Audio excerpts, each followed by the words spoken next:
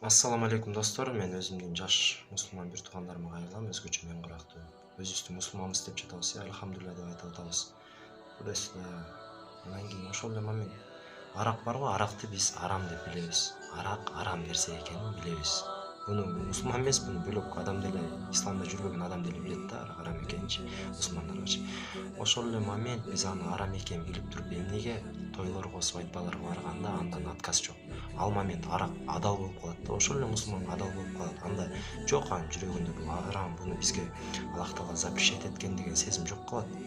Ал момент уже башка бирөөнүн көңүлүн карап, Аллахтын көңүлү эмне болот силерге болгон? Мисалы, силер ошол аракты ичип жатасыңар, мейли пиво болсун, эмне болсун. Аллах силерге разы болобу ушул ичкен нерсеңерге же нааразы болобу деген ушул суроону адам өзүнө бериш керек да. Мен азыр кылып жаткан нерсеме мага Алла разыбы же нааразыбы депчи. Мейли ал ошол эле досуңар болобу, эмнеңер болот, ал айтат, доскем, мен здоровьем үчүн там туда-сюда деп өзүнүн көпчүлүк айтып да. Нааразы болобу, разы болобу баары бир. Бирок эң башкысы бизге Алланын ыраазычылыгын табыш эмеспи? Эмнеге адамдарды ыраазы кылганга шашылабыз? Эмнеге Алланы ыраазы кылгандан биз качабыз? Эмнеге ошол эле момент Алла аны жаман, буну болбойт деп атсак, биз эми мен доскем да деп атабыз. Жок достор, андай болбойт.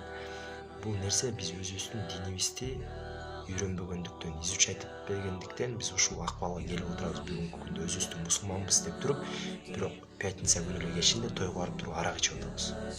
Бул эң чоң туура эмес нерсе достор. Ошон үчүн акырыбыз менен буга келиш керек. Келиш үчүн исламды үйрөнөлү. Кийин эле ошо силерге аракты алдырып же пивону алдырып аткан досуңар кыямат күнү асылат. Алла мени тозокко ыргытпа.